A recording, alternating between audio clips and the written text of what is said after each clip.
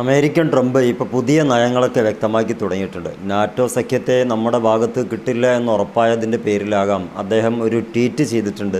ഞങ്ങളുടെ എല്ലാ ഇൻ്റർനാഷണൽ ലെവലിലുള്ള എല്ലാ കടബാധ്യതകളും അഥവാ ഇൻ്റർനാഷണൽ കടമകളും ഞങ്ങൾ തൽക്കാലം മറന്നേക്കുന്നു. മാത്രമല്ല യൂറോപ്യൻ കൺട്രികളുമായിട്ട് ഇപ്പോൾ നിലവിലുള്ള രഹസ്യാന്വേഷണ സപ്പോർട്ടുകളും അതുപോലെ തന്നെ സൈനിക സപ്പോർട്ടുകളും തൽക്കാലം ഞങ്ങൾ അവസാനിപ്പിക്കാൻ ഒരുങ്ങുന്നു എന്ന വാർത്തയാണ് ലോകത്തെ ഇൻ്റർനാഷണൽ ലെവലിൽ മാധ്യമങ്ങളൊക്കെ റിപ്പോർട്ട് ചെയ്യുന്നത്. പ്രധാനപ്പെട്ട ഒരു കാരണം ഈ ഒരു ഹോർമുസ് കടലിടുക്ക് തുറക്കുന്നതിൻ്റെ ഭാഗമായി ഈ നാറ്റോ സഖ്യത്തെ ക്ഷണിക്കുകയും അവരോട് സഹകരിക്കാൻ ആവശ്യപ്പെടുകയും ചെയ്തപ്പം ഒരിക്കലും ഞങ്ങൾ അതുമായി ബന്ധപ്പെട്ട് പ്രവർത്തിക്കില്ല, ഞങ്ങളുടെ രാജ്യത്തിന് ഓരോ താല്പര്യങ്ങളുണ്ട്, അതിൻ്റെ അപ്പുറം ഞങ്ങൾക്ക് പ്രവർത്തിക്കാൻ ഈ സാഹചര്യത്തിൽ സാധിക്കില്ല എന്ന് കൃത്യമായി ട്രംപിനെ അറിയിച്ചപ്പോൾ ട്രംപിന് ബോധ്യമായൊരു കാര്യമുണ്ട്. ആരെയും പ്രതീക്ഷിക്കേണ്ടതില്ല, ഒറ്റയ്ക്ക് പൊരുതാനേ കഴിയുള്ളൂ. അതുമാത്രമല്ല ഇതിനോടൊപ്പം ഇവർക്ക് വേണ്ടി പലതും ചെയ്തു വെച്ചിട്ടുണ്ട് എന്ന ട്രംപിൻ്റെ ഭാഗം.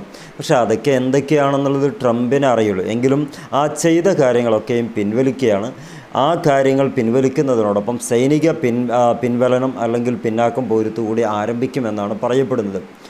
ഈ ഹോർമുസ് കടലിടുക്കിൽ ഉണ്ടാക്കി വെച്ചിട്ടുള്ള 20 കോടിയുടെ ബാധ്യത, അധിക ബാധ്യത, അത് എല്ലാ കാലത്തും അമേരിക്കയെ ഒരു വലിയ രൂപത്തിൽ പ്രതിസ്ഥാനത്ത് നിർത്തുമെന്ന ഒരു നിരീക്ഷണം ലോകമെമ്പാടും നടക്കുന്നുണ്ട്. കാരണം ഇവർ യുദ്ധം തുടങ്ങിയതിന് ശേഷമാണ് ഹോർമുസ് കടലിടുക്കിൽ ഇറാൻ ഭരണകൂടം ഒരു ടോള് അവിടെ സാധ്യമാക്കിയത്. അതുകൊണ്ട് തന്നെ ഇതുവരെ കടന്നു പോരുന്ന ഓരോ രാജ്യത്തിനും സമാധാനമായിട്ട് ഒരു 5 പൈസ കൊടുക്കാതെ പോകാമായിരുന്നു. പക്ഷേ ഇനി അങ്ങോട്ട് യുദ്ധം നിന്നാലും ഈ ഒരു കാര്യങ്ങളൊക്കെ കൊടുത്തിട്ട് ഇനി ഹോർമുസ് കടലിടുക്ക് കടന്ന് പോരാൻ പറ്റുകയുള്ളൂ എന്ന വലിയ മാറ്റത്തിന് ഈ യുദ്ധം കാരണമാവുകയാണ്.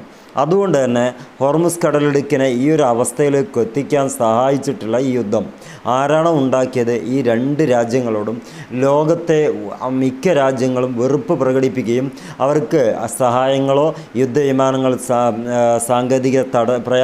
സാങ്കേതികത്വം മനസ്സിലാക്കി അവിടെ ലാൻഡ് ചെയ്യിപ്പിക്കാനോ ഒന്നിനും ശ്രമിക്കാതെ ഞങ്ങളുടെ മണ്ണ്, ഞങ്ങളുടെ ആകാശം, ഞങ്ങളുടെ ഈ കാര്യങ്ങൾ ഒന്നും അനുവദിക്കുന്നില്ല എന്ന് ഓരോരോ രാജ്യങ്ങൾ അമേരിക്കയോട് വന്നു പറഞ്ഞുകൊണ്ടിരിക്കുകയാണ്. അവിടെയാണ് ട്രംപ് ഒറ്റപ്പെടുകയും നാറ്റോ സഖ്യത്തിൽ ഇനി നിലനിൽപ്പ് ആവശ്യമില്ല എന്ന് മനസ്സിലാക്കുകയും ചെയ്തത്. എന്ന് പറഞ്ഞാൽ നാറ്റോ സഖ്യത്തിൻ്റെ ഏറ്റവും പ്രധാന നെടുന്തൂണായിട്ട് വർക്ക് ചെയ്യുന്ന ആളാണ് ഈ ട്രംപ്. ആ ട്രംപിന് തന്നെ കാര്യം പിടികിട്ടി നാറ്റോക്കാരെയൊന്നും എല്ലാ തോന്നിവാസങ്ങൾക്കും കൂടെ കൂട്ടാൻ കഴിയില്ല, അവർ കൂടെ നിൽക്കില്ല എന്നുള്ള ബോധ്യം.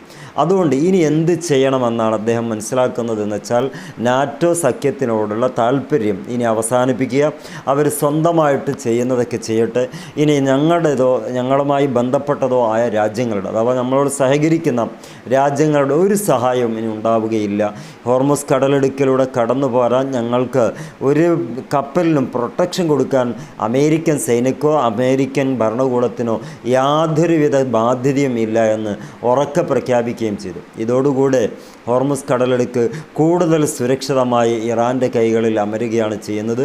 കാരണം അവിടുത്തെ ഒരു യുദ്ധ പിന്മാറ്റം അമേരിക്കയെ സംബന്ധിച്ചിടത്തോളം നാണക്കേടാണെങ്കിലും ഇറാനെ സംബന്ധിച്ചിടത്തോളം ദീർഘകാലാടിസ്ഥാനത്തിൽ വലിയ പണം കൊയ്യാൻ പറ്റിയൊരു മേഖലയായി ഉരുത്തിരിഞ്ഞ് വന്നിട്ടുണ്ട്. അതിനുള്ള വലിയൊരു നന്മയായിട്ട് ഈ യുദ്ധം മാറുകയും ചെയ്തു. കാത്തിരിക്കാൻ പുതിയ വിശേഷങ്ങളുമായിട്ട്. ഈ ചാനൽ കൂടുതൽ സപ്പോർട്ട് നിങ്ങളുടെ ആവശ്യമുണ്ട്. Wish you all the best. Good bye.